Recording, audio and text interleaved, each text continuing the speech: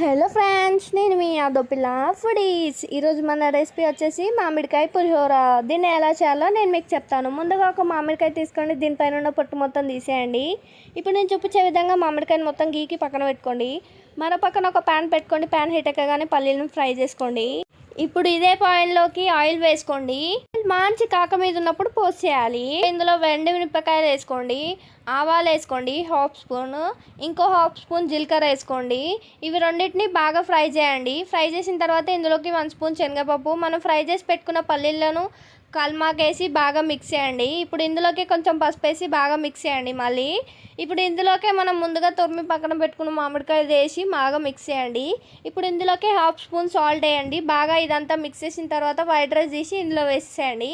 So వేసేసి బాగా ఒక 2 మినిట్స్ కలపండి. ఎంతో టేస్టీగా పుల్లగా ఉండే పులిహోర రెడీ. మా వీడియో నచ్చినట్టయితే లైక్ చేయండి, మా ఛానల్